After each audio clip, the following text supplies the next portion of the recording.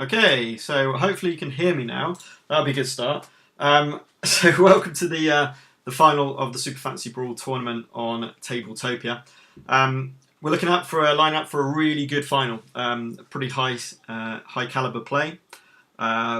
If you've watched any of the previous stuff, we're looking at the possible characters, the most probable characters. We're looking at Dugrin, Kilgore, Shuzhou, Corvash, maybe a bit of Lorelei, a bit of Arquette, along those lines. So it'd be really interesting if we could. Thank you, Anthony. Appreciate the nod on that volume. Now we just got to wait for Tabletopia to load up, and then we should be good to go. I'm hoping to follow every play. I'll talk about the cards, the characters once we get in, and we haven't missed the draft. It is the best of 3, so it's not just a one-off, which is nice. I think that's a fairer way to play a final, definitely, because you can just be unlucky and have really bad card draw in this game, where you get mono colours, and then you have to spend your blue core to effectively plan all the time. Okay, it looks like we're on board. Goldar, Shuzhou, Kilgore, and Dugrin. Oh, nice. Core characters over there. Derin, Gwaine, Shuzhou. Okay, let's set up a few cameras here.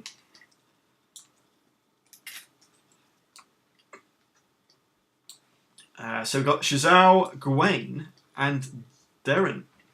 Wow, against Shuzhou, Goldar, and Dugrin. Love it. Core characters on the final. That is awesome. I love that. That's really good. Now I don't know what got banned, unfortunately. We shall see. Let's make sure we keep an eye on the player boards. Let's put this as, in fact, who is player 1? Player 1 is the Axes, so this will be player 1. So we'll call that number 3. So I'm just setting up the cameras right now, and then we'll move on to talk about these characters. They've already started setting up the traps, so they're pretty fast players, but that's fine. So let's have a look at the challenge track first of all. So in scoring position is control the enemy deployment area. So that's going to be a quite slow burner. That probably won't happen straight off the bat. That might take a few turns. And at least 2 of your champions are leveled up. So the nice thing about these challenges are they're not going to happen turn 1. Sometimes when you get control, let's say control the yellow area, and then have 2 characters adjacent to the yellow statue, that can be really, really bad for player 2, because player 1 can get themselves into that position with relative ease and then be really hard to displace all 3 characters from that area. It does depend on positioning, of course, and luck of the draw, but we shall see. We've got obviously without any controlling any certain areas, we're looking at a mulligan. Oh my word, is that a mulligan of a hand? Yeah. So it looks like it is it Chni. That is this Shuzhou, Gwaine, and Derin. They've mulliganed their hand. So I'm guessing, because I didn't see. There's a fireball. Was that fireball? It looked like fireball. So that was like that was part of the ultimate combo where you can send Gwaine in and just pound for fireball and chain lightning. And then we're dropping 2 cards from player 2, which I think is Carbo. So it's cool that we've got a bit of a slow burner for the challenge track. That means that we're going to get a bit of positioning, I think, in the first few rounds. Maybe just a bit of damage as well. We've certainly got a lot of damage dealing in these characters. I think we're going to see a lot of attacking going on in this particular setup. So what have we got? We've got Shuzhou. We know about his Flash of Jade. Really, really important card. Bloodies the characters. This is going to be really, really key because Dugrin's on the other side. If I take you over to the other side, oh no, Dugrin is not in the game. Okay. So he'll be taking 4 damage from to Kilgore 4 from Goldar, and 5 from Giselle if he can get a Flash of Jade on all 3. These are all quite beefy characters on that team.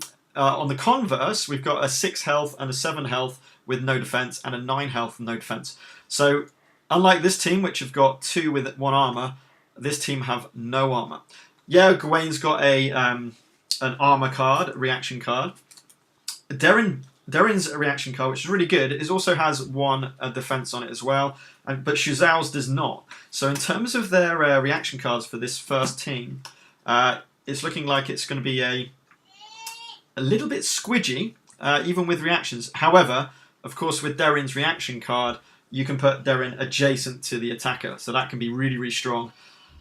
Possibly, you know, if the action's happening over in player 2's deployment area. So with a challenge coming up saying 2 or more leveled up, I think that's the one they're probably going to be, with such high damage dealing that should go on with these 2 teams. I'll be looking at those leveled up champions. Gawain, of course, is the glass cannon. She's awesome at dealing a decent amount of damage. She's got several cards which are super, super strong. And the ultimate combo I was talking about with Gawain is effectively the Fireball, which does splash damage. You got the Chain Lightning, which also does splash damage, and both of those do a 3 base attack.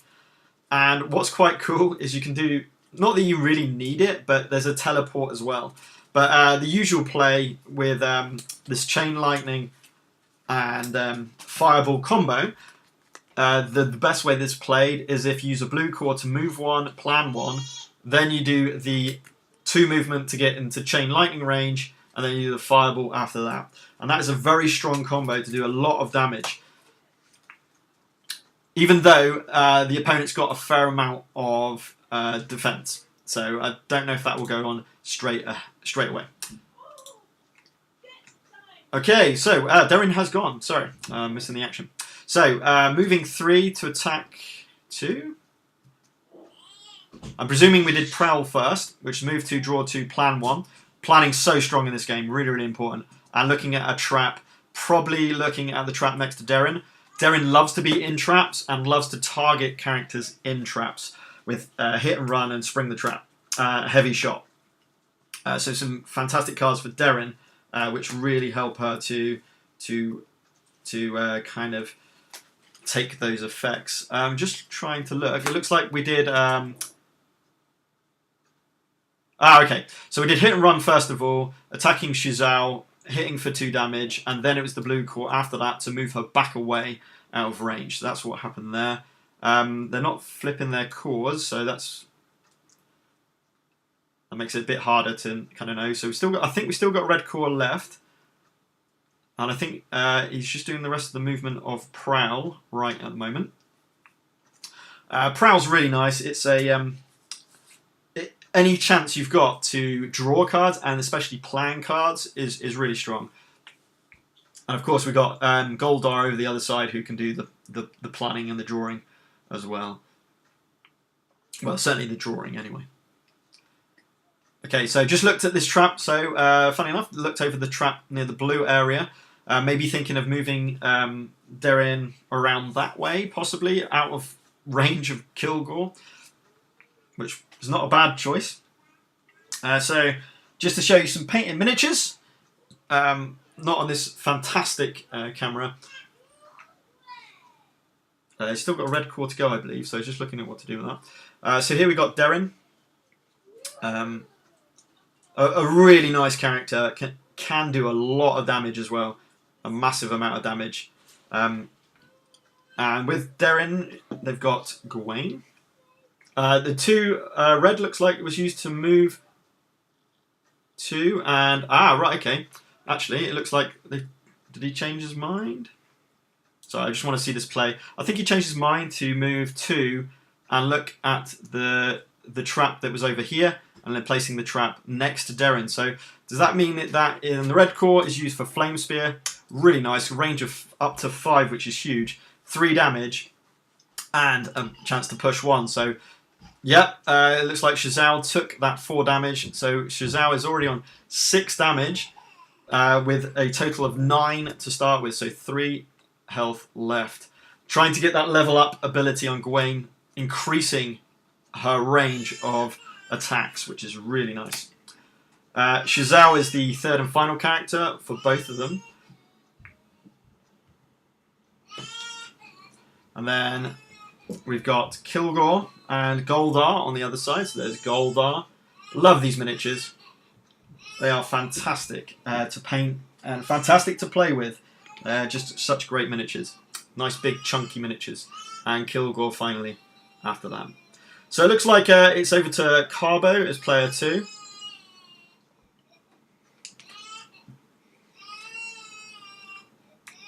Oh, sorry, I got... It's like baby crying. It's okay, yeah. She is being seen after. And I like this, the fact that they lay out their discard pile in character, so that not only, because it is open information, your discard pile is open information to your opponent. So it should be like that, so that they can see what's in your discard pile, but so can you. So I know that a lot. I think most of the French league they do that as standard. Right, I seem to have lost Darren's character card. It'll be somewhere.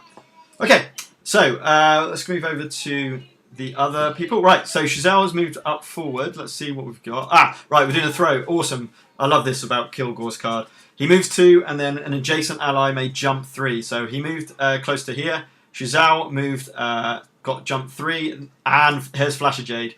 He's just doing it on one character. Back onto, you can't do anything about that, but because it's 9 health, that's 5 damage.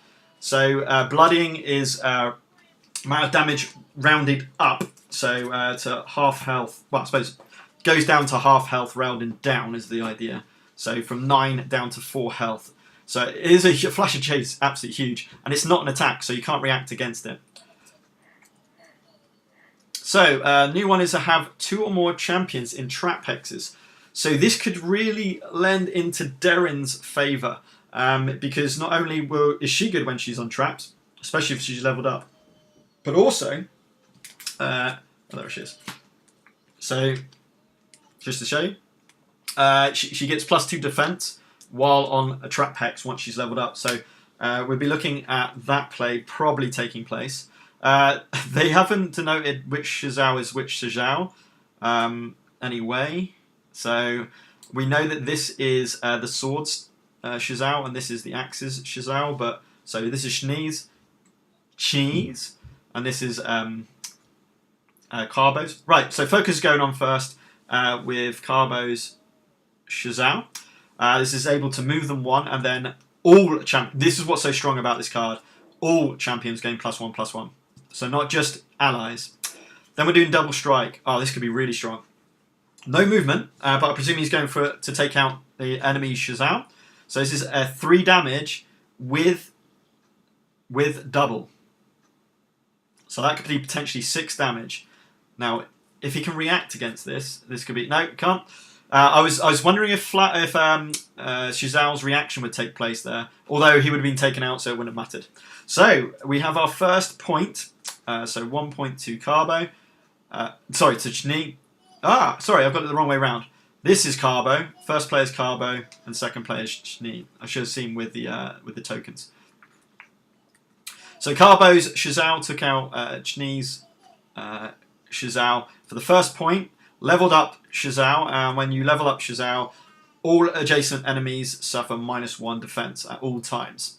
Also, he's now got 1 of his characters leveled up out of 2 to get this trophy. So to get another victory point. So we'll see how that goes. And to be fair, Xiao is quite far away from any of the enemies, so that's good. I think he used the blue to move Darren 1 and Plan 1, I think. I didn't see a card get played. I could be wrong there. Double strike.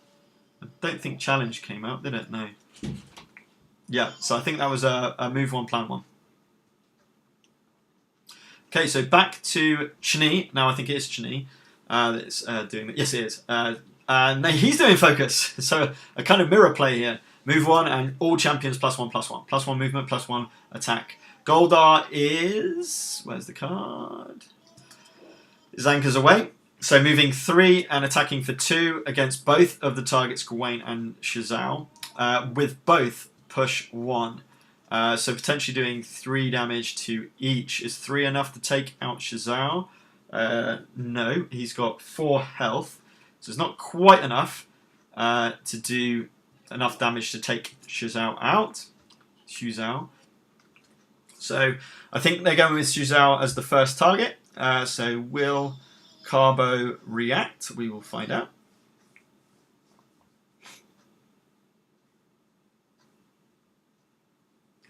But yeah, really nice. Focus is a fantastic buff. This is why Shuzao is thought of as perhaps the strongest character in the game, just because he's got a bit of everything. Flash of Jade is just ridiculous. No matter who you're against, if they're low health characters but really high defense, it goes through that defense. If they got a lot of health, they're going to take a lot of damage. They're going to be bloodied, which helps. Core Vash massively, of course, but many other people as well.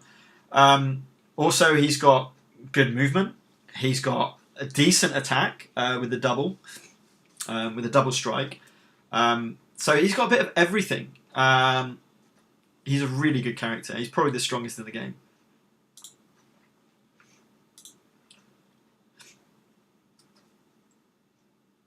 But I do, ever since the game came out and I was first demoing it at conventions over nearly 2 years ago now, Goldar was always my favourite. I always loved Goldar. His manipulation of enemy characters is so strong. Excuse me. I did really love it. Anyway, so Anchors Away from Goldar. I don't know what's happening with the red core. I don't think that... well, they've not even... has he decided to react or not? We haven't taken any damage. Not missing any card play, am I? Nope. Not really sure. Okay.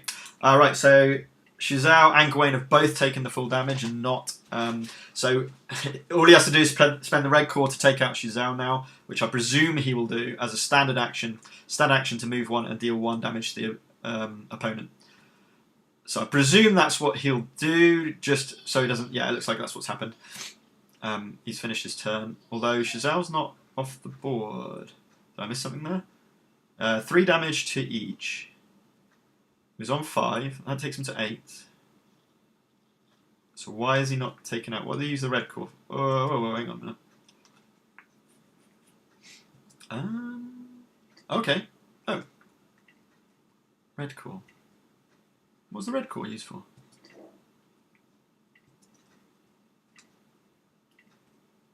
Okay, not quite... missed that. I'm not quite sure. Anyway, Flash of Jade was done against Goldar, taking Goldar to 4 health and taking 4 damage. So he's bloodied, as you can see here. And then we just take an attack. What was the attack? It looks like we had Pounce, where he moved up, and then to get the push effect going on to Goldar to do another 2 damage, 1 from the attack. No, that doesn't make sense. So just 1 from the push, and then spring the trap to take out Goldar with Darren. Because all that needed to be done, I think, was 2 damage. So no reaction. So Darren is now leveled up, which gives her that extra defense on the thing. I'm not sure why. If anyone in the chat can think why Shazao didn't get taken out with just a red standard core. He didn't use a reaction. Chni didn't use a reaction, so I'm not really sure what happened there. It looks like there's a stun, and he didn't have a Goldar card, so Chni's just... sorry, not Chni. Yes, Chni's just showing the hand. Oh, hang on. What is going on? Okay. I think that's what's happening. Unless he was just showing the hand before he... oh, I think he was just showing what cards he was discarding before he's creating his draw deck. Perhaps. It was a bit quick. Have a champion in each deployment area. Right, we've got a lot of deployment area stuff going on. So that'll be interesting. At the moment, we don't have any of those challenges met yet. I'm still a bit confused why Shizao was not taken out. Because it was a throw. Hang on. The double, wasn't it? It's when he did the double attack. I don't know. Anyway. Let's carry on. I'm sure they did it correctly. So it's 2-0 to Carbo at the moment. He's got 2 characters leveled up as well, so he's currently meeting, if he can't do anything about it, he's currently meeting this Display of Might challenge at the moment. So Shizao, I think, is the obvious target, with 1 health remaining.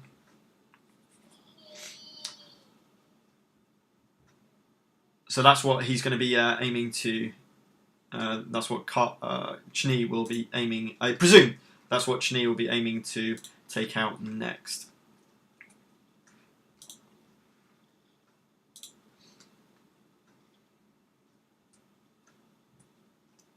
Okay, so we're getting Goldar back on the table.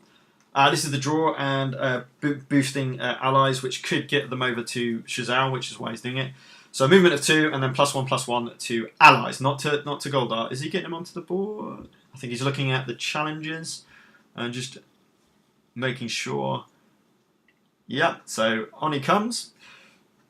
So Shizao and Kilgore are both now boosted in terms of their movement and their attack strength.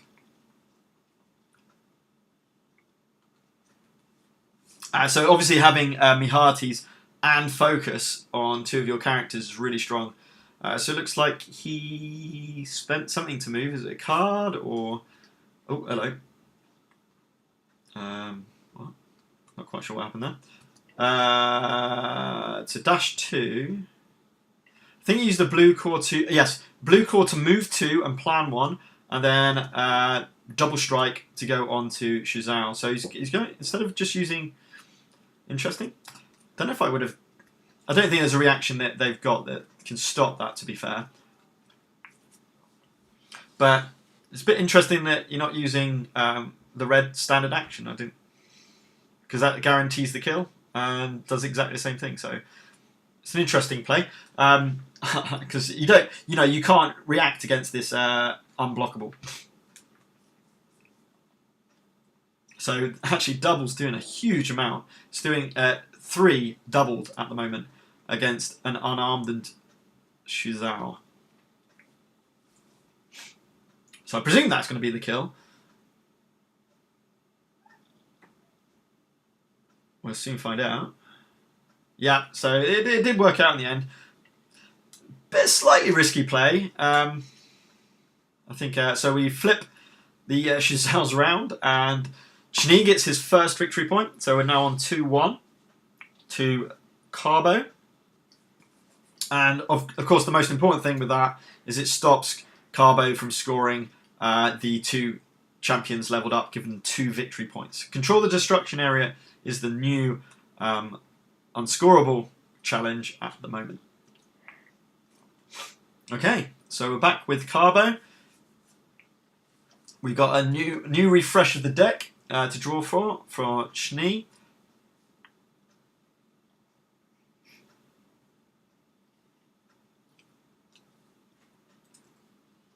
I think he might have just shown his hand there by accident. And if we have a look at the discard pile for Carbo here, Revenge and Arcane Shield were both out of his hand. So I suppose with Chni's idea to attack with Shizao, it made sense because the only one that they can do was move Derin, which isn't going to do a lot. In fact, it'll probably just bring they're in closer to Goldar and so forth. So it's looking at your opponent's kind of discard pile, seeing what's being got, especially with reactions, which really help you to decide the plays you want to take. So is Kaba going to get Shizao back on? It looks like we've got Gwen on half health from something.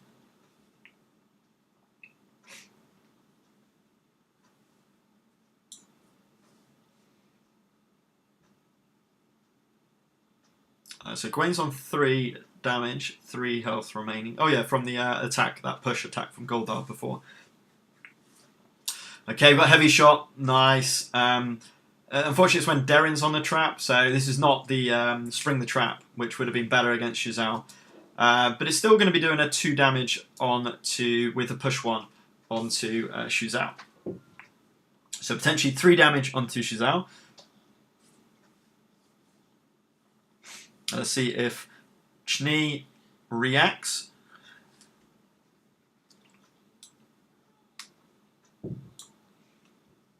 It's a really nice card, heavy shot. It's if you get Darren on the trap, which she loves doing anyway. Oh no, they're now putting the markers on their Shizao so they can distinguish between the two. Yeah, she gets her bonuses when she is leveled up. When she's leveled up, you also Carbo did look at this trap. So the fact he's not got on it yet, unless he goes on it in a minute, maybe denotes the fact that perhaps it's not that great. Anyway, no reaction played, so 2 damage from the attack itself with a push 1 against the statue, giving a 1 unblockable, taking 3 damage to Shizao with heavy shot. So that's the red core played. And now we're doing Chain Lightning. I love this card. Against Goldar, it looks like. So you move 2, range between 2 and 3, 3 damage base. If damage was dealt, 2 unblockable goes to a character within 2, so that's going to be Kilgore. Let's see if we get a reaction. Obviously, we don't know what is in his hand because there are no discard cards, so we don't know if he's got reactions. It doesn't look like so. So that's going to be 2 damage onto Goldar because she's got 1 defense, and then 2 unblockable damage to Kilgore. So a fair amount of damage being done. He's still got a blue core. Maybe used to move, and right now he's going onto the trap. With a move 1 and plan 1, I think. I imagine. Yep, with the move 1, plan 1. And what's really awesome, just in case you're wondering, do not trigger traps in Darren's Hex. So when she's leveled up, she doesn't trigger traps. It's absolutely crazy. So absolutely awesome. So now she's got +2 defense. Let's have another look at this. We've still got 2 more champions in trap hexes as an objective. He's also got Darren into the red zone. So just setting up ready for Chni's next go to make him have to do some work. So what's your bets, chat? What's your bets on who's going to win this? Is it going to be Carbo with his early lead, or Chni with perhaps the positioning? You never know, because he's got Goldar not far away. Kilgore's not a million miles away from Darren. Darren's quite hard to take out, but Gwen's not. So I think I see a bit of a Goldar action here to take on some of these characters. Maybe Anchors Away, if he's got Anchors Away. That would be a really nice move. If I just bring up his cards, I can show you some of the Anchors Away that I'm talking about. So with Anchors Away, you'll see that it targets 3 characters. So if he puts it next to Gwen and next to Darren, he could just get the push out, just get the push going. It doesn't matter. It doesn't have to do the damage, just to manipulate the board. Sorry, we got Pounce, have we? Yeah, we got Pounce hitting Gwen for 2, it looks like. Why 2? Oh, with the push 1. So it's 1 base damage and the push 1. Wasn't reacted against, so Gwen has 1 health remaining.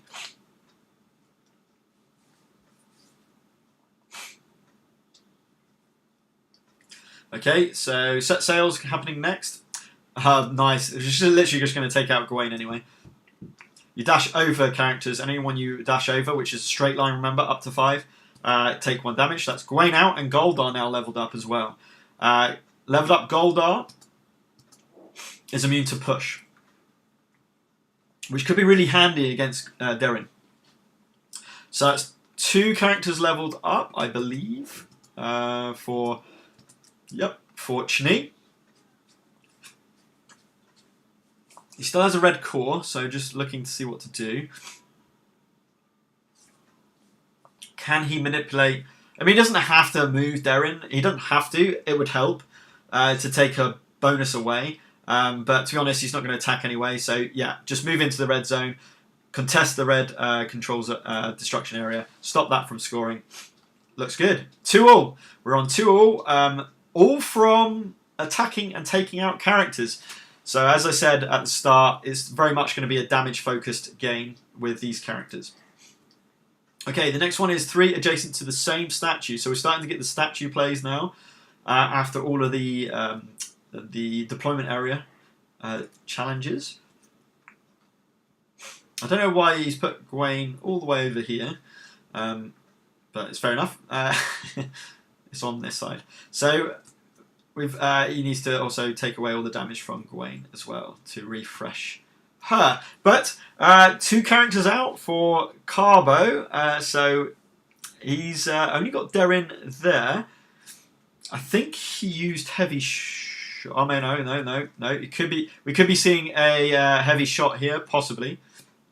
Except for I think the range is from 2, so we will not be able to. Yes, it is. So heavy shot is range 2 to 3, so will not be able to target Shuzhou at the current time. Which is a nice placement by Chini with his Shuzhou. Get him adjacent to a ranged character. It kind of makes sense when you think about it. And that's kind of what you want to be aiming for. Is when you're finishing your turn, make sure that your characters are adjacent to people like Gawain, people like Darren. It means they have to move them before they can attack. A fair amount of damage over on Chini's side. Not tons and tons, but yeah, a fair amount.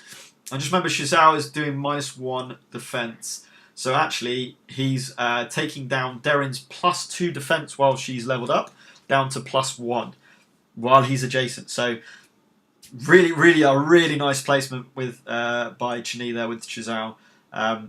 Stopping her from using heavy shot, just in case she's got it, as well as reducing her defense.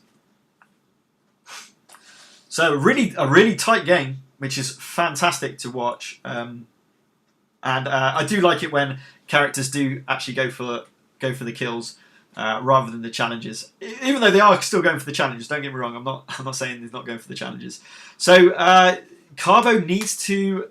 Well, I say he needs to take out a character. To be honest, it's only going to be 1 victory point, so it's not huge amounts.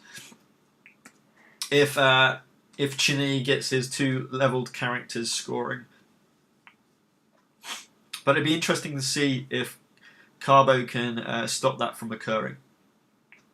Oh, hang on, I missed this as well. Goldar is in the enemy deployment area, and Kilgore. Oh, this is really nice placement. It's an easy fix, to be fair. However, this is the one that Carbo's worried about. Have a champion in each deployment area. Controlling the enemy deployment area is gone, so the crowd got bored of that. But have a champion in each deployment area. This is going to be the most important thing. He's got to displace. Now, remember, Goldar is leveled up. And because he's leveled up, he's immune to push. So getting Goldar out of that zone is going to be pretty much impossible. I don't think... has anyone got pull on this team? I don't think so. I think Darren's is push. Just checking. Yeah, Darren's is push. Goldar's got a pull. Oh no, it's against Goldar, isn't it? I think this could be a problem. Shuzhou does have challenge. If he's got challenge, that is a pull. So he can get it out, get him out and get Goldar out of that deployment zone. He's got to really do that, because if Chani gets 2 victory points from that challenge, it's going to look pretty bad for Carbo. Carbo still needs to get rid of all that damage from Gawain. She's fully healed now. She's been taken out. All right, Chazelle's coming on with Flash of Jade to just do some more damage onto Goldar. So he's going to go for the kill rather than anything else. So this will be interesting. So Goldar is now on 4 damage and 4 health. Still 4 health. That's a fair amount. Chain Lightning. Awesome. With splash damage. So 3 damage onto Goldar. This is really key because it's 2 damage. I'm going to assume he's got another 3 damage attack. With blue. 3 damage attack with blue. Or has Gawain got a pull? I'm trying to remember. No, she's got. I'm not sure what. Challenge, I suppose. Oh, challenge will be next. Challenge will be his final card. I see. So, he hasn't taken the damage yet. Has he reacted? Obviously, damage has to be dealt on the target for the splash 2 damage to go on to Chazelle. And that'll take Chazelle down to 5 damage. 5 damage and 4 health. So let's see. I think Chani's just deciding if to react or not. I'll tell you a nice play here would be. He still hasn't removed the damage from Gawain there. So Gawain is fully healed at this point, just to make a note. I do love Gawain. She's got such high damage output. It's fantastic. What you would call DPS. High DPS. Are we going to see a reaction? Let's have a look. It doesn't look like we are. So he takes the 2 damage because Goldar has 1 defense. And he's going to take 2 more damage onto Chazelle. So that's 6 damage onto Goldar with 2 left. And 5 damage onto Chazelle. Now, challenge is a 2 damage with pull 1. So he's got a choice here. I think he's just going to take him out of the... No, he's going for the kill. He's going for the kill. So he's moving adjacent. He's going to do 1 damage. If Chani can react, he's going to get the 2 victory points. This is a risky play, but let's just go and have a look at the board. We've lost Dark Steel Armor. So Goldar's the fear one. All he needs is 1. All he needs is 1 defense, and then he's good. So Goldar's will give him that if he's got it. He's going to lose a red core, but I don't think he's bothered. He's also got, Chani has got Chazelle, which doesn't do any defense. Unfortunately, it looked like he did react somehow. Not really sure how he reacted. Whoa, what just happened? Has he got 5 VP? Well, I missed that completely. Basically, I presume it was challenge that he played. No, it wasn't. Oh, he didn't have challenge. He didn't have challenge, unfortunately, so he couldn't displace him. He didn't have the attack. I just showed him the cards. So Goldar couldn't be taken out. He scores the 2 VP for having a champion in each deployment area. And then I presume... did he score another one? Yeah, he scored another one in these as well, which was 2 characters leveled up. So both characters were leveled up, scoring him 1 VP, and then he was in the both deployment zones, and Carbo could do nothing about it. So first game to Chani. A really tight game until basically Carbo lost 2 of his characters out of the game. That's massive. Yeah, he got both challenges. He got the 2 characters are leveled up and a character in each deployment area for a total of 3 victory points. And for those of you who are just playing the game fresh, and maybe only had a couple of games, that's how quickly it can swing. If you can hit two of those challenges, you're looking at maybe 3 or even 4 victory points, and you only need 5 for the instant win. So huge swings can happen with that. Really nice game.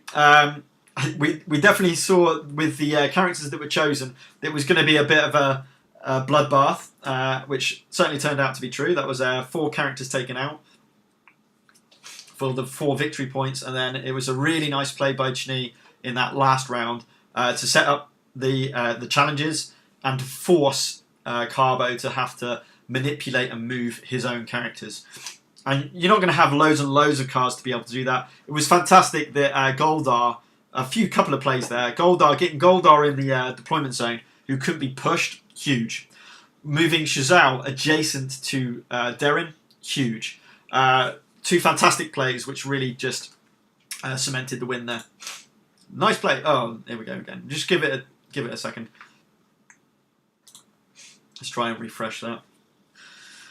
I'm just using Chrome browser. Well, you can see I'm using the Chrome browser for Tabletopia. That's what I tend to always use, rather than the Steam version. I find it more stable. I know this perhaps proved me wrong, but it's really nice that you can just play it on a Chrome browser.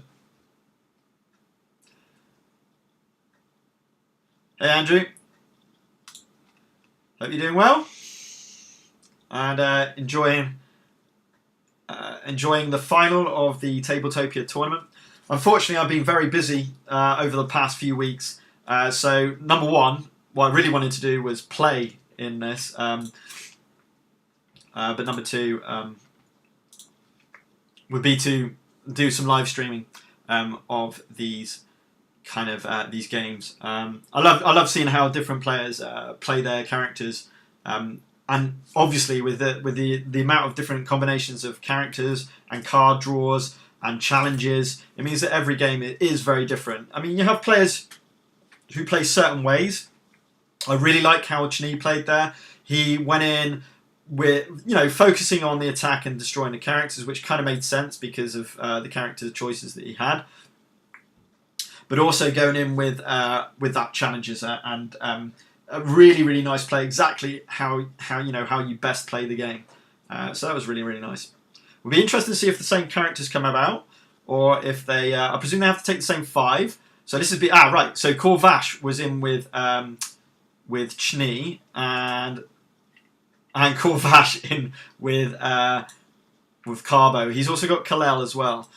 So probably, arguably, I would say Shazal is probably the strongest character. But of course, big old Orc Corvash is a beast. He's blimmin' awesome, especially with Shazal. I mean, if they've got Shazal and Corvash, that's such a combo. It's so dangerous. So it looks like we got the same teams coming in. Fantastic rematch. Yeah, massive, Andrew. Huge plays by the purple. Chni is really showcasing how to play the game there at the end.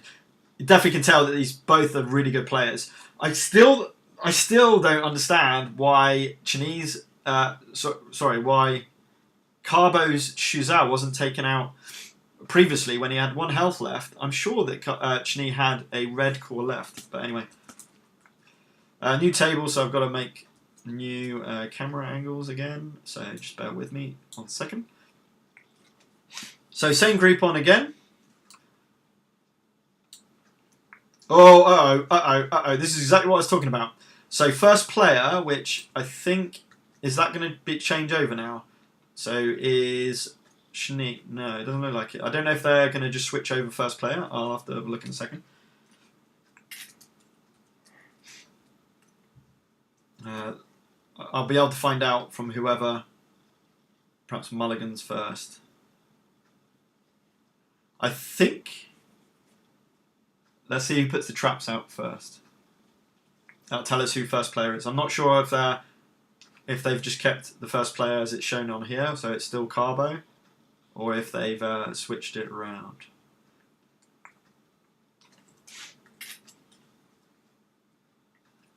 Yellow, Carbo. Alright, so Carbo's gone first player again.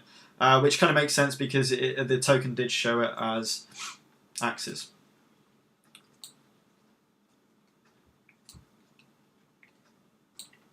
So this is going to be interesting. Same characters, which is always cool. But this is what I'm talking about. Control the manipulation area and have 2 adjacent to the Esme statue. You could argue this could favour Chni, because his deployment area is next to the blue area, whereas Chni's is on the other side. Obvious reasons, they put the traps next to the blue area, of course, to try and stop that first game. First round, just getting 3 points. I mean, that would just be... It would be disappointing if that goes ahead. There was talk about mulliganing, the second player mulliganing the challenge track, so you can actually get rid of some of these cards to try and stop that and mitigate that. But because they're playing best of 3, that should, in theory, just stop that from happening anyway. I think Carbo's had the choice, perhaps, because he lost the first game, maybe? Or going first to going second, or maybe they just trusted in what the token said. Okay, so more of the same. By the way, the other character taken by Carbo was Kalel. Absolutely fantastic miniature. Well, they're all fantastic miniatures. What am I saying? Yeah, you're telling me, Andrew. It's the unlucky draw for player 2 when you see control one of the areas and have 2 adjacent, the yellow or blue, and have 2 or more champions adjacent to it. Whenever you see that, it's always like, oh no. Now the only thing going for Chni is, in terms, I mean, you could do a focus with Shizao, which I believe will enable Shizao to, let's just get the card out, to move 1. So if Shizao's placed closest to the blue area, he can get adjacent to the blue statue. Then he gives his champions a +1 bonus to their movement. That's where you need the advantage. If that's yellow, Gawain could jump 4 with the blue core. So Gawain's sorted, which means you just got to get Darren basically on that on the blue zone if you can. Now that could be if you get a movement of 3, which can easily be done. So you can just use a standard action to move 3. So it's definitely possible. So Shizao would have to be on the far left. 1, 2, 3, 4. Yeah, Gawain would have to be here next to Shizao. So 1, 2, 3, 4, and get in the blue zone. There we go. Gawain needs to be next to him, and Darren needs to be on the next one from that. And that will set up... Oh. Is he taking Gawain... Oh. 1, 2, 3, 4. He might be taking Gawain to the closest blue. That's... Ah, right. He mustn't have... Oh, I don't know. Yep. Yeah, 100%. So that's the play. That's the ultimate play in this particular situation. I'm guessing he hasn't got jump or teleport because he's putting Gawain miles away. Although she can still... He might be trying to trick Chni here in the sense that Gawain's still 4 away from a blue zone. So she can still get into that blue zone. So it looks like we're doing... Hopefully, this is my prediction. We're doing a focus yellow core with Shizao, moving him up towards the statue and giving a bonus to the other characters. We're going to be doing a jump with Gawain, which is a blue core. A teleport with Gawain to take her to the blue zone. That is not movement, so it's not jump 5, it's just jump 4. And then just a standard action red core to move Darren 3. Ah, no, you see? No, because that's not going to work now. Interesting. I don't think he's got jump. I don't think he's got teleport. Because he would have put Gawain next to Darren if he did. Okay, so Shizao's moving... Whoa. What just happened? Move 2, move 2. Where are the cards? Okay. So challenge. Whoa, whoa, whoa. No idea. Just movement 2, I think. Movement 2. What? Yeah, it's not. Yeah, but the controlling the 2 or more champions next to the statue is only going to be worth 1 victory point in his next turn. It's the control in the blue area I thought Carbo would be going for, but I guess not. I'm not really sure what happened there. It's Shazal moved 2, Darren moved 2, presume with heavy shot just to get the movement. That wasn't used, I don't think. I don't know why all the cards are out on the discard. I'm not really sure what happened here.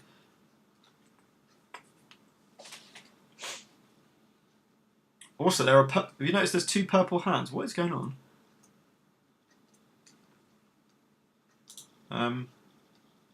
Okay. Not sure why there's a purple hand here.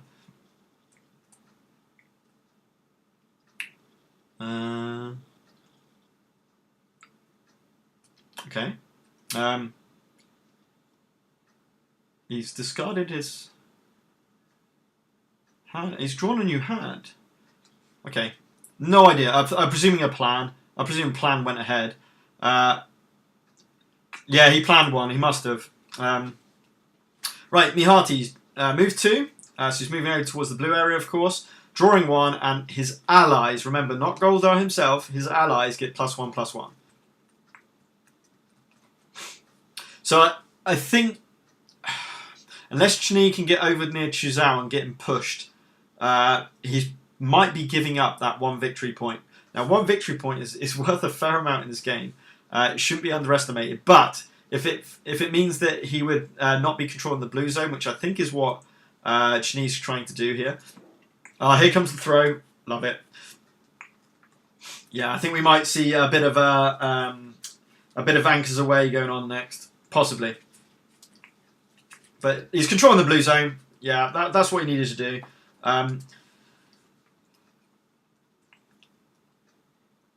Nice play. It's still, but let's go from Carbo. That's one victory point for Carbo. And now control the enemy deployment areas back. And of course, that's the first victory point for Carbo. Starting similarly to the last game where Carbo went ahead and then Schnee caught back up. But we certainly we don't want, well, Carbo doesn't want this blue zone control. That's 2 victory points if he cannot displace those characters. Obviously with Shazal has certainly got some manipulation he can use.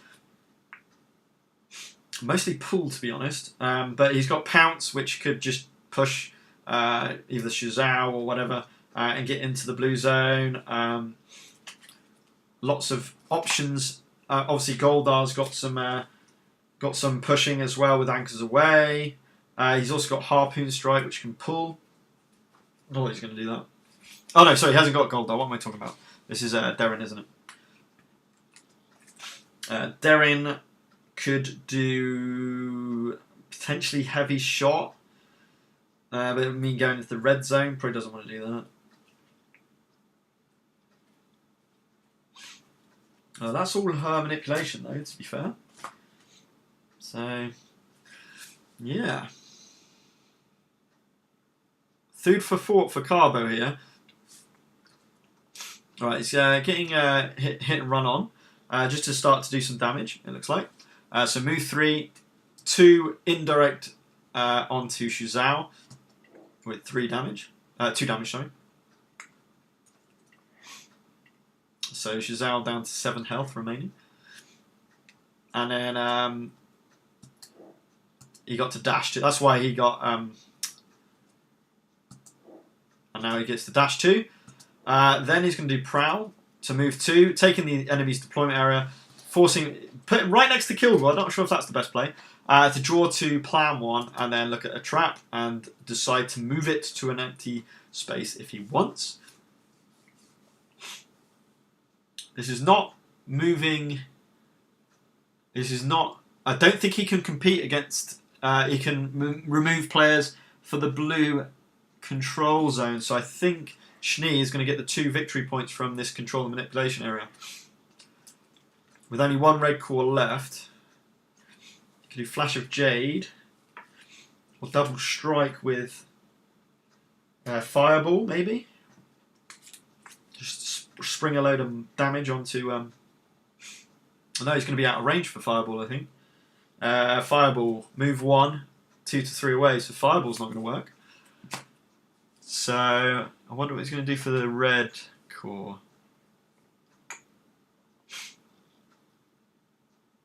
But that is going to be 2 victory points to Schnee. I don't think there's anything he can do against that. He might just chuck on, if he's got Flash of Jade, he might just chuck on 4 damage onto Goldar. Not the worst plan.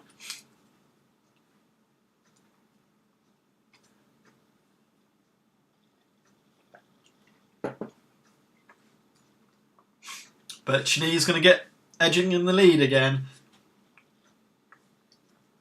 Okay, discarded the cards. Using the red. Would have thought it would have been Hunter's Quarry. So is it just 1 unblockable? Must have used the red to do something.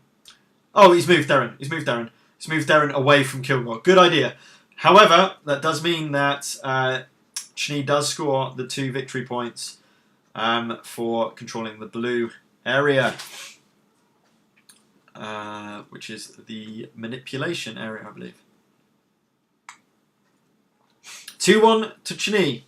And Schnee leads currently 1 game to 0. So if Schnee manages to get this game, he wins the final and the first Mythic Games tournament, online tournament for Super Fancy Brawl.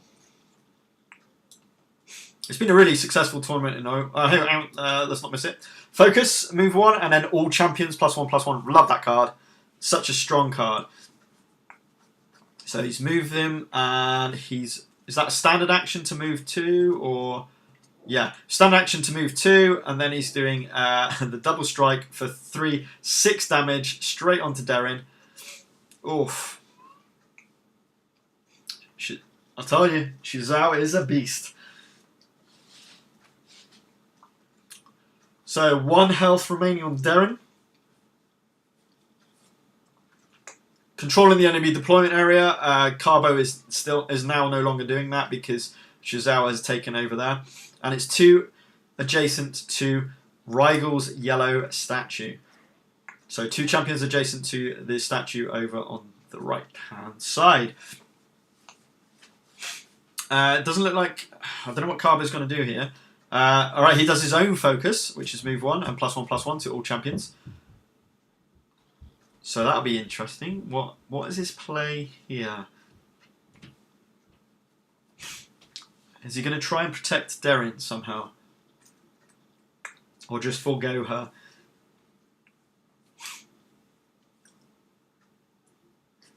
I mean, he could do a suicide fireball. Oh no, okay.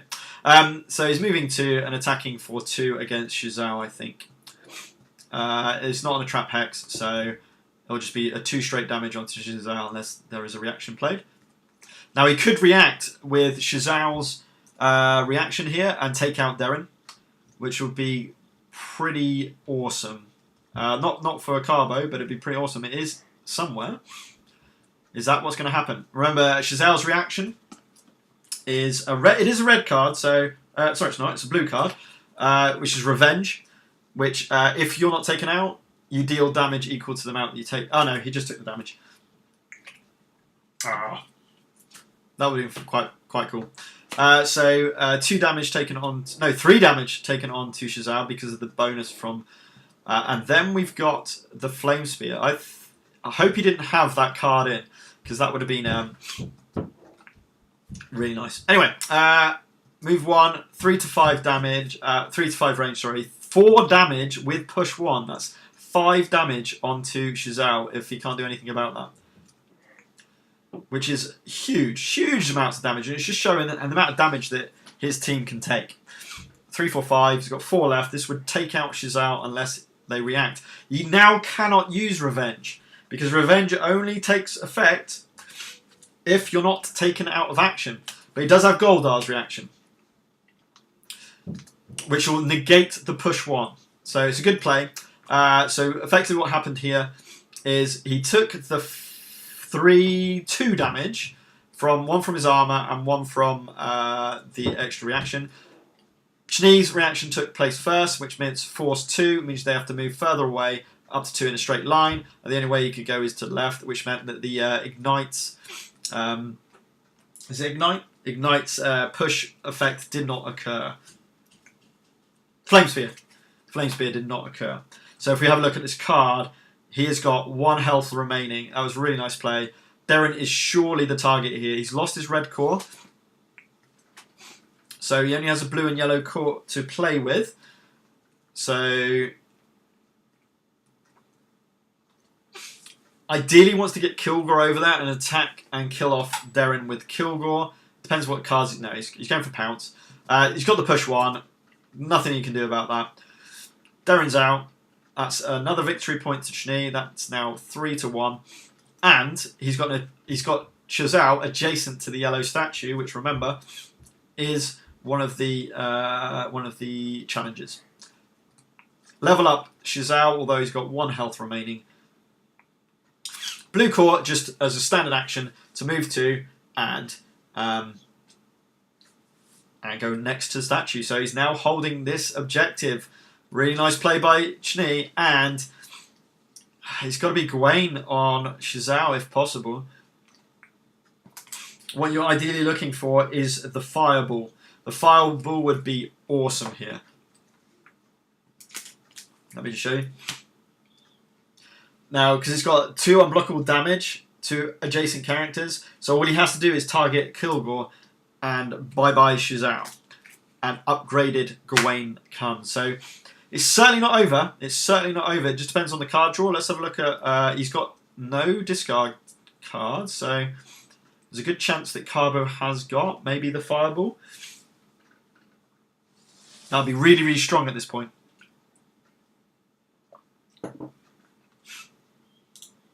Hopefully we're still streaming and it's nice and stable. I've probably jinxed it now.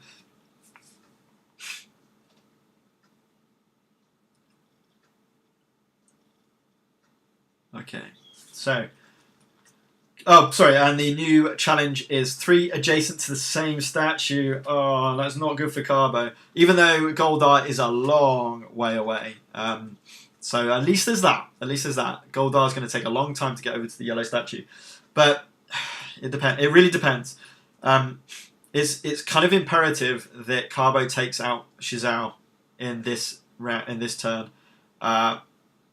That's really important. You don't want to give another victory point to Schnee at this point.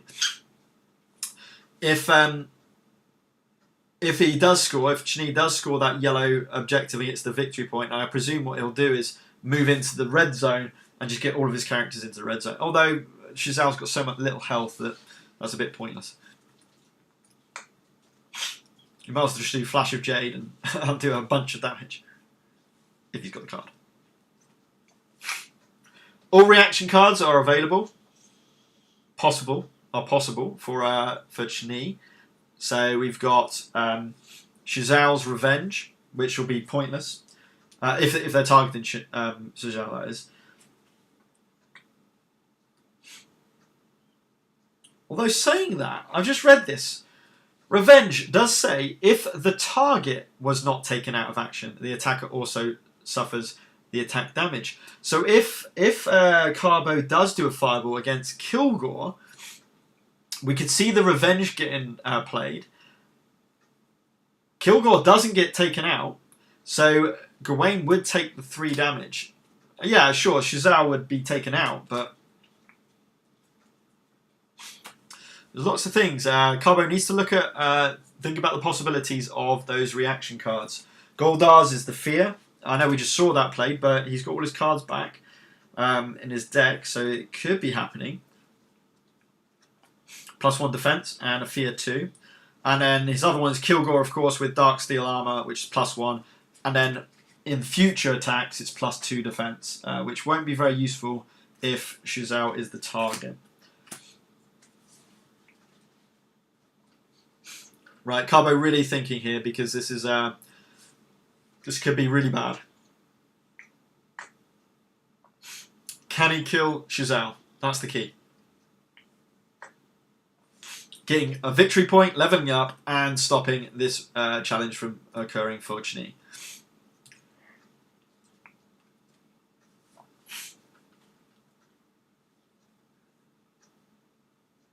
It's gonna be hard for Carbo now.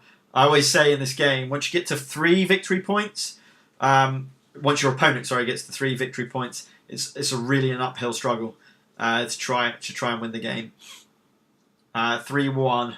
I know Shizao's got 1 health remaining, so it should be likely that Shizao's out in this particular turn. You would think. No reactions played by Carbo. I don't think were there.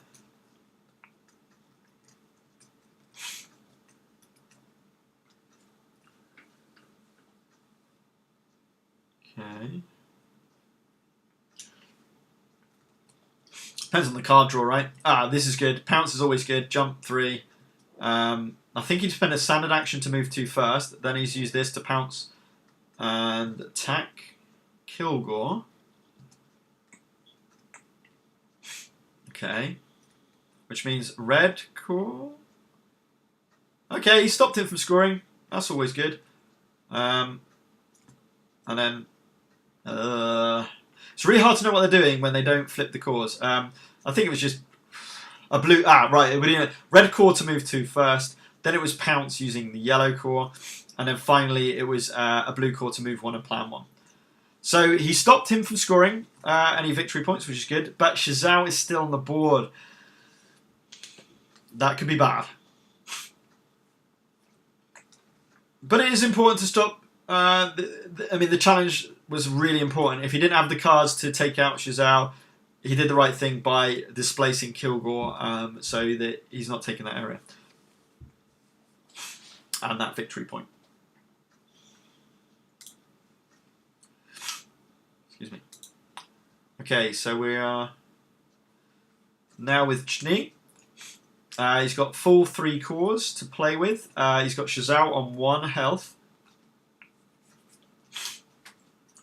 Let's have a little reminder of the challenges. We control the enemy deployment area. 2 or more adjacent to Rigel's yellow statue, and 3 adjacent to the same statue. Another question: completely uninjured characters on Carbo's side, and as I said, just Shizao on the Chni side, which is the one at the top here, and the other 2 are unharmed. And this purple hand has been here for ages. I'm not really sure. A little glitch on Tabletopia. Okay, setting sail first of all, dashing 5 and doing 1 unblockable. He's bringing them over all to the yellow area. Here we go. Ignoring traps, really important. Standard action to move 2, I think that was. Really nice. And just grab Kilgore. Yeah, blue core to move 1, plan 1, I presume, to get Kilgore in there. He's now got 3 champions, all adjacent to Rigel's statue. Obviously, it's going to be worth 2 victory points now, so it's looking pretty dire with a Goldar and a Kilgore at full health. Yeah, it's not looking good for Carbo now. Champion in each deployment area is next, by the way. So this is the real key one here. It's now worth 2 victory points. Carbo has to effectively take out Shizao and displace 1 other character, or he has lost this game and the final. Some fantastic play by Chni. Just doing some damage, doing damage on the characters, positioning. His positioning's been absolutely outstanding throughout both games, and that's the key. That's the key. Get your opponent on the back foot, and then it doesn't change. Basically, they're just going to keep defensive, defensive, defensive, defensive. I still feel that if he had the chance to take out Shizao in that last round, Carbo had to take it rather than displace Kilgore, because it's too easy to give out. Chain Lightning is good. Chain Lightning is good, so Shizao's going to be disappeared. As long as he can displace one character, we should be good. So that's 3 damage onto Goldar. And I presume the splash damage will take out Shizao.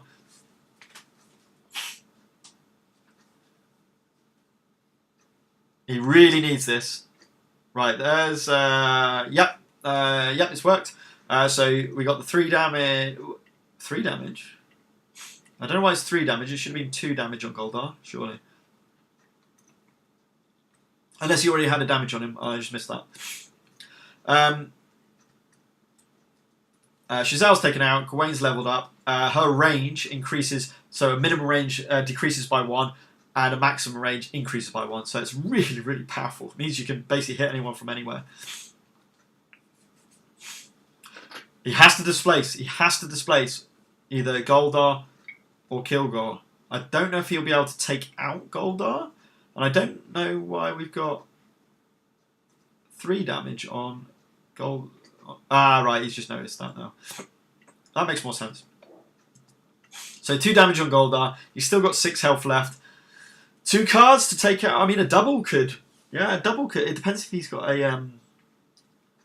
Alright, he did move 1 and 1 unblockable.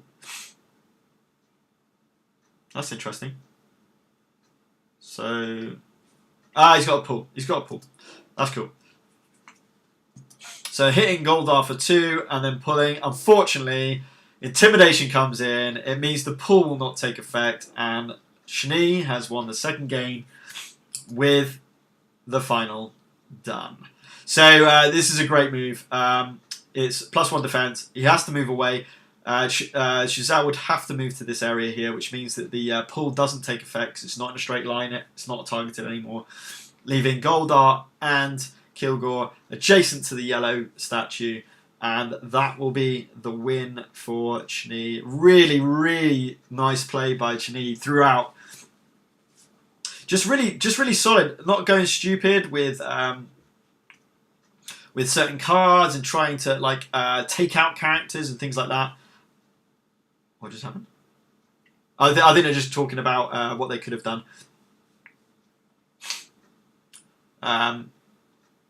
That was really nice. I think he was saying about the fact that, you know, when he was the fact he had the dash 5, he could get through the traps, get straight over to the yellow zone, and basically cement that win with that movement. It was a nice effort by Carbo to. I mean, if that pull took effect, it means that it would be 3-2, and you know he had a chance. He could have got Gawain in, do more damage, maybe taken out Goldar. But I think Carbo was always on the back foot there. As soon as Chani got his 3rd victory point, so I think that's the final finished. Really well played to Chani, and really well played to both players. I mean, to get the top 2 through through the semi-finals last weekend. Well, the weekend just gone. Both extremely good players, obviously. Chani, absolutely flawless play, really. Fantastic, just doing some splash damage and then just going for those objectives. Objectives. Try and get those points through objectives and then get your enemy on the back foot. He had a lot of health on his characters, 8, 9, and 7, and with 2 defense on both Kilgore and Goldar, they're hard to take out. Sure, you've got big damage output with this team, but I just feel it's a little bit squashy. No defense and a 6 and a 7. But it was just really well played by Chani, and you notice there that the killer play by both players for all of it was the planning. The planning really did help. We saw that Chani was and Carbo were both moving one and planning quite a lot, just to make sure that, you know, I presume actually that Chani moved one and planned this reaction card. Just because he knew he was going into the yellow zone, he was taking that area, and the only way it was going to not take that area was if he was pulled out of the way. What can you do to stop the pull? Intimidation. So it's really knowing the cards inside out, obviously, as these players seem to know, which really did help. I think they're just seeing what if. Is there a way he could have stopped the win? I think that's what they're doing now. So if he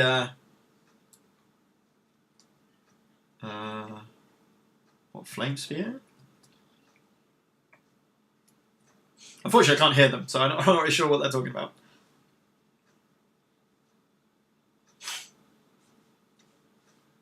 Excuse me. But yeah, what a final! A fantastic final. I think that's the end of the final. I'm pretty sure it's a best of 3. An absolute fantastic final.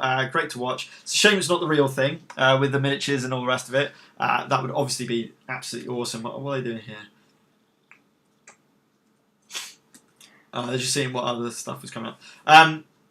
But when we talk about... I'm going to leave this now. Well, I won't leave it just in case they do play another game. But I'm pretty sure that's the final finished. And what's quite nice here is... You know, I'm pretty sure they are both French players from the French league, and what I like, this is what I love about the community and all the players in Super Fantasy Brawl is they're going through all the tactics now of rather than just saying I'm going to hide exactly what I would do and the different things that we could do. They're actually talking about the what ifs and how we could have perhaps stopped that from happening. So next time I've got that idea about that tactic and how that plays. I really, really like that. I love that they're doing this right now. I think that's such great sportsmanship, and it just highlights the fact of how good this community is.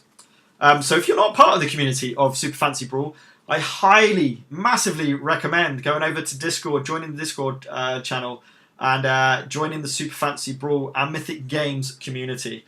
It's been around since the Joan of Arc Kickstarter, and there are some very familiar faces in there. Very welcoming, and we talk all about Mythic games but also other games as well. So if you're not part of that, head over to the Discord channel, join the Mythic Games Discord chat, and you will be welcomed with open arms. Loads of painting being displayed. Obviously I've done a fair amount of painting on this channel, but lots to see and lots to do. So I think I'll finish off by just showing some of the miniatures, and this might crash the stream. I'm pretty sure they finished the final, so in fact, is there announcements or something that shows? I'm just gonna ask in the chat just very quickly, just to be 100% sure. So I hate to miss another game of the final, but I'm pretty sure it's best of 3. Best of 3, comma. With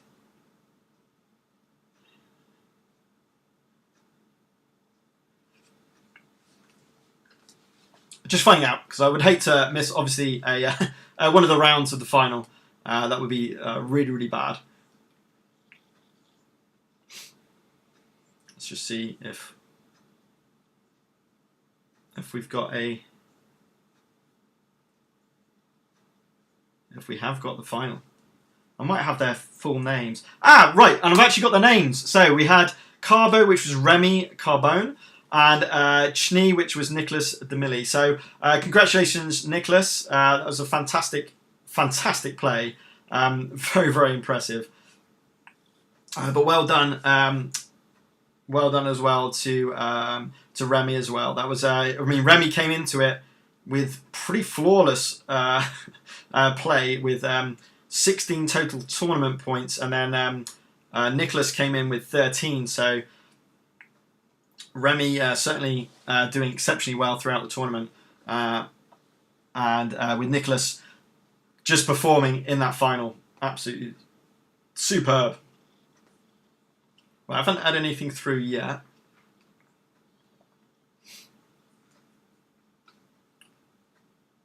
Judging by the fact they've not reset it, I think we are good. Yeah, cool, Commander. That was a really nice final.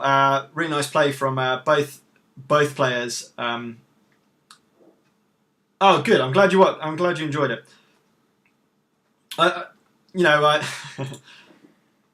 I think it's really nice that it let us just join into the Tabletopia game. and just enable us to watch. So I have to say thank you to the players for letting us stream it, as well as Mythic Games for running the tournament as well. That's great. Have we got an official announcement yet? Not yet. I'm really skeptical about going back to the lobby, and I only want to go back to the lobby so I can actually connect up to my HD camera and show you some miniatures, which I thought would be quite nice. So that's the plan. So is anyone in the chat? Is anyone playing Super Fantasy Brawl at the moment? Is anyone in the chat played in the tournament and perhaps didn't get quite as far as Remy and Nicholas? I know that Thagor's streaming for the French community in French, and he's been a true asset to Mythic Games with their organised play for Super Fantasy Brawl in the French league. It sounded like a really successful league with, I think he said something like 22 or 23 players. Absolutely fantastic. I'm going to say that's it. They're now looking at what all the different objectives would have come out at. So I think we are good to say that Chni has won the final with that. Okay. So I'm going to go back to the lobby. And I'm going to get rid of this. Okay, so what I want to show you now is some miniatures. Why not? It's always fun to look at some painted miniatures. Hopefully you agree. And I've obviously done quite a bit of painting on the channel. So let's just grab up my cam. There we go. Okay. There we go. So I'll probably lose all the viewers now. So this is I managed to paint all the miniatures. It was maybe a couple of weeks back. Absolutely love these miniatures. They are so much fun to paint. I highly recommend if you're new to painting, they're great miniatures just to have a go with. I use Citadel contrast paints for the one coat wonders that they are, and people like Dugran, who's one of my favourite characters. We didn't see him loads of play, and we saw him play once in the final, didn't we, with Chni? Did we? No, we didn't. But Dugran, one of my favourites, one of my favourite characters. Not just the model and the painting and to paint, but certainly to play as well. We got the Kilgore, which we obviously saw Chni using to great effect in that game. Kilgore the Big Orc. Again, these miniatures, I can't tell you how much fun they are to paint. So if you haven't painted yours yet, have a go. Just have a go. It's so much fun. Goldar was another one of Chni's power plays. He's definitely one of my favourite characters since the original, when it first came out as a prototype. A really fun miniature with his chest on his back. Oh, sorry. Yeah, thank you. Thank you, Anthony. That should be better. This is a better, or better quality anyway. So there's Goldar. Along with Goldar, Shuzhou, of course, was the MVP. He was in both teams in all games. As I said, I would say the best character in the game. Corvash is strong at giving a lot of damage, so you can kind of understand why Corvash was banned by both players. But I don't know. I would have been very tempted to ban Shuzhou. The problem is, if you've got good damage dealers with Corvash, that's such a good combination, because your damage details. Thanks, Anthony. Your damage dealers bloody all your enemies. Then Corvash comes in and literally finishes them all off. So Corvash is such a strong character, and tends to be an auto ban for most people. But Shuzhou, I love Shuzhou. He's such a cool miniature. when I eventually got Shizao with both arms, this is what came through originally, the one-armed Shizao. So I'm actually going to paint this slightly different. I'm thinking of a kind of Siberian tiger style Shizao would be quite cool. We saw Gwen on Carbo's or Remy's team. And she's... Honestly, these miniatures are so good. They're out of this world. Nice, sturdy, and they're quite big, chunky. Look awesome on the table. So that's Gwen. And I think that was all the characters, right? But probably... There he is. He is such a monster. A really nice miniature to paint is old Corvash. He's got great muscle tone, detail, and all the rest of it. Yeah, definitely massive congratulations to Chni, who's called Nicholas, for the tournament win. As I said, sorry, I forgot about Darren. Absolutely outstanding play, and there is Darren, who she is really strong. The problem is the range. The problem is, I feel, is that Remy, who was Carbo, he had Gwen and he had Darren. Both relatively squishy, both ranged characters. That's a problem because if anyone puts anyone adjacent to you, you're pretty done, really. And I feel that kind of came about in the game. Now, don't get me wrong. These two together, hell of a lot of damage. Their damage output can be absolutely ridiculous. And I imagine that's why Remy, did so well in the tournament. He basically just annihilated his opponents. He probably did so much damage against his opponents that they didn't stand a chance. But when you go against someone like Chni with a good amount of health and some defense, chunky characters, good movement with Shizao, enabling him to buff his allies as well as himself, then the movement's too strong, and it's going to be very, very hard for that particular team, I think, to really get ahead. Not that it wasn't. It was relatively close. I mean, it could have swung at any point. Lorelei, you see, we didn't see Lorelei at all, not even in the chosen 5, and she's quite a fan favourite. A really nice support character with a ludicrous reaction card, being able to upgrade ability. So being able to hang on, I'll use this. Being able to draw 2 additional cards in your upkeep phase is absolutely crazy. That is amazing. Then she's got a fantastic one, especially against those other Lorelei's, Dugrans. Nature's Wrath's fantastic. It's ranged. Yeah, okay, it's 3 to 4, so it has to be very specific, but it's not direct. It doesn't have to be in a straight line. It can get over statues or whatever. 3 damage base, and it ignores defense. Now, when you take into fact that reaction cards will basically tend to just add defense to them, no point playing reaction cards against it. Really, really powerful. I do love Lorelei. She's very good. She can heal, of course, with a reaction card. She can heal with a healing rain. She can manipulate enemies, all your allies, and of course the all-important planning.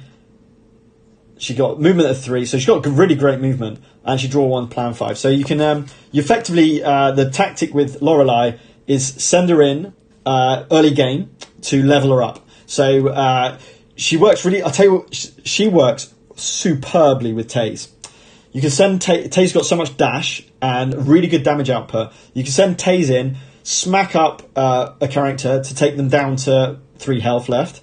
Then you go in with Nature's Wrath with Lorelei, level her up, move her away, and just start healing. Maybe taking from the back, planning, drawing cards, and having 7 cards in your hand at the start of your turn is huge. I can't tell you how huge that is. So a really good combo with these two. Look at Taze, the Centaur, absolutely superb. Thanks, Friedel.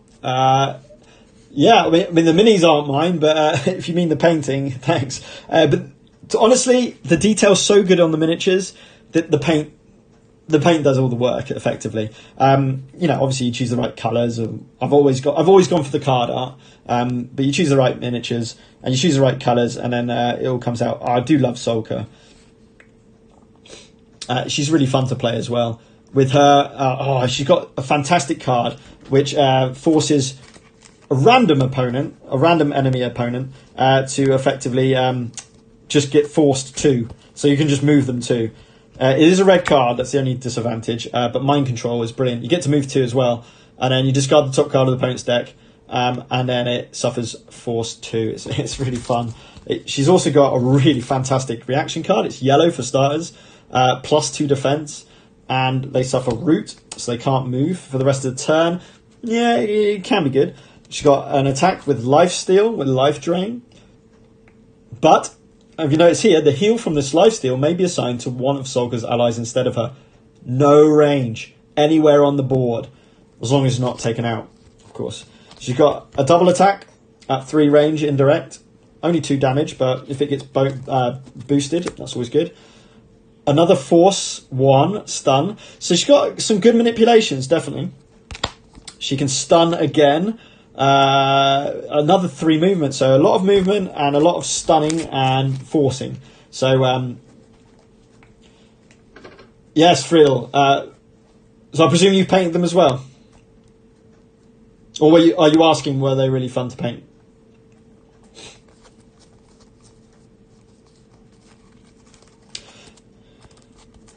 Now, while I'm much waiting for that, now people knock on Marius. They say he's the worst character in the game. I'm not 100% sure that's true. I would almost go, although saying that, Remy taking Kalel, I think that perhaps Kalel's stronger than perhaps I'm leading to believe. I actually think Kalel is perhaps one of the weakest characters in the game.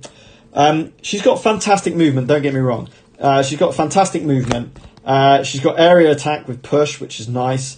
No, actually, I'm taking that back. I don't think she's the weakest character in the game. Her reaction card's pretty pants, but she's got some good damage output. She's got fantastic movement. But Marius, it's the classic thing. If we bring up his card, the problem with Marius is, I feel, is the 7 health. He works so well when he's bloodied. Okay, getting lifesteal when he's bloodied, which is nice. But if you aren't aware, his cards are all about him being bloodied. A lot of stuff. I mean, he's got great movement, decent damage output. The problem is, I feel the problem with him is he doesn't have manipulation apart from his overpower, which has got a force 1. I think that's a really bad negative. He's got some fantastic damage output and some fantastic movement. So he's by far not a bad character. I really don't think he's that bad at all. I think he's pretty strong. I just feel he needs to be more easily bloodied and more easily kept alive. Because as soon as he's bloodied, your opponent's basically going to just take him out. He's going to be the target.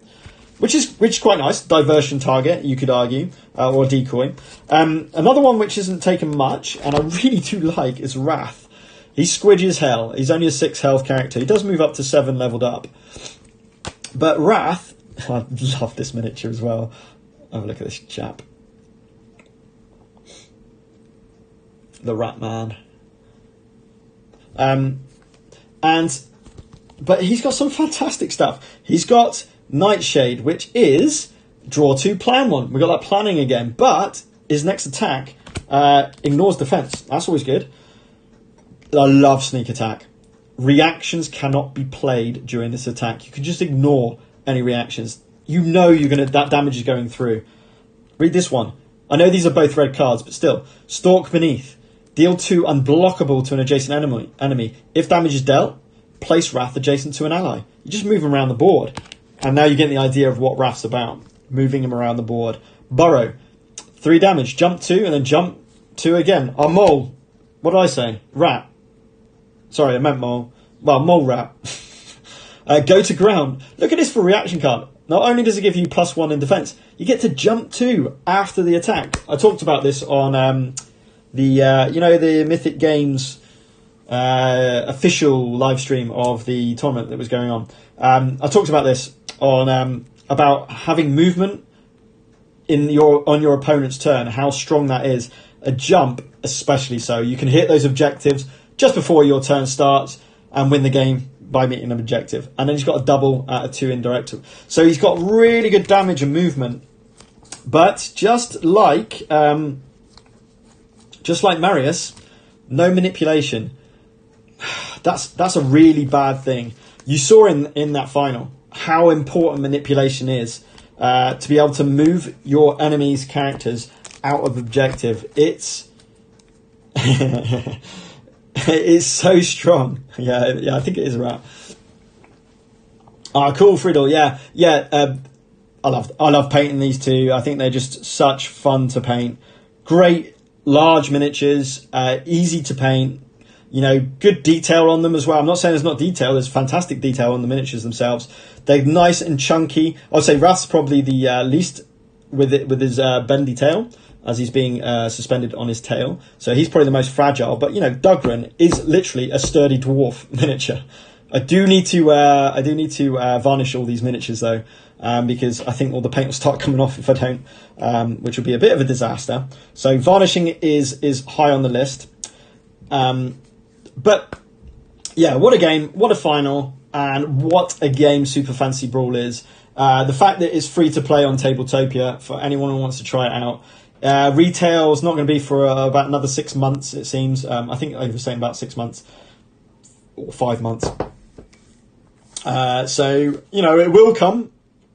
It will come, and then we'll have our new 2 characters, King Alistar and Khalees. That is exciting me as well. The fact that we're going to get new characters released periodically. Number 1 to paint, but number 2 to create new combinations. We are pretty much 100% going to get new mechanics.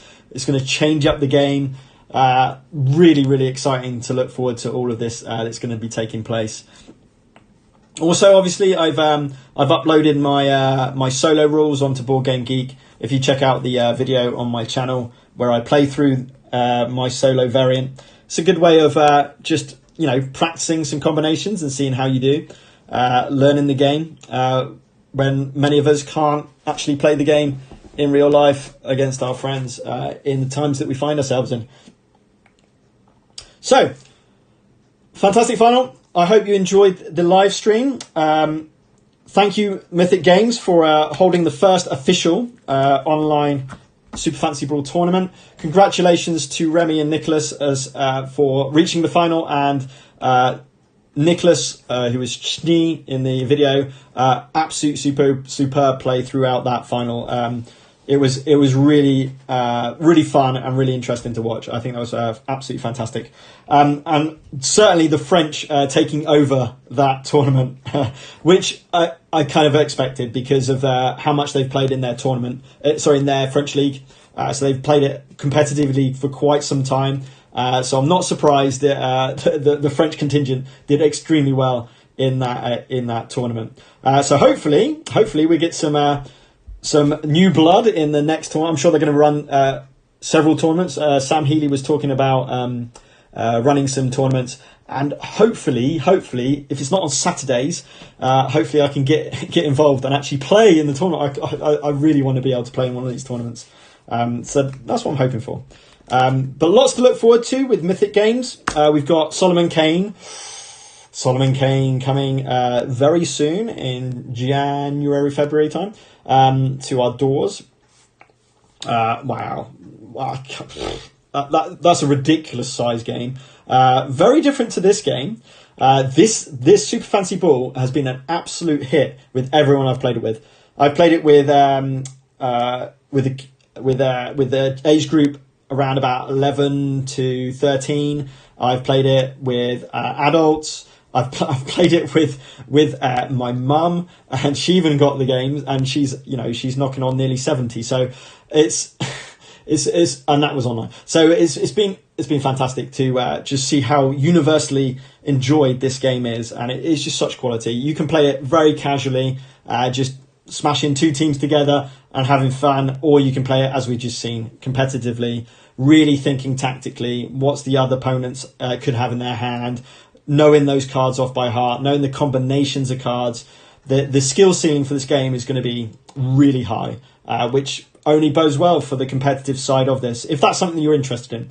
Obviously, if you just want something casual and something fun, then just play it casually. I mean, it's got 4-player mode as well. That works really well as well. If you've not played that, that's a really fun mode as well. So loads and loads to play with this game, but lots and lots in the horizon for Mythic Games to play through. So that's all going to happen on Game and Tech Corner. I'm going to be continuing the painting. Obviously, at the moment, I'm doing Black Rose Wars. I'm continuing the painting for those. Unfortunately, Cyberpunk came out, so that's taken up a bit of time. Fantastic game. So I'm trying to balance with the little free time that I actually do have with a family and full-time job and all the rest of it. But yeah, I love it when we have the community and having chats in the community. So I will try and live stream as much of the content as I can, because I do enjoy engaging with the community while I paint, while I play. That's the best part of doing this channel and this video. That's what the whole point is. Okay, so I will let everyone go now. I hope you did enjoy that. And if you did enjoy it, please comment below about any of the plays, how the games went, what your experience with Super Fantasy Brawl are. And then please do like it if you did enjoy the video. And if you want to see some more Super Fantasy Brawl, we're going to be doing some more solo playthroughs. If you want to see some more Black Rose Wars in terms of painting, I'm also running a bit of solo play from a community-made solo variant of Blood Rage, which is I love. It's awesome. I just love that game. Playing it solo means that I can get it to the table. Awesome. So any of that, please do subscribe. And until next time, keep painting and keep gaming. Good night, Friedel.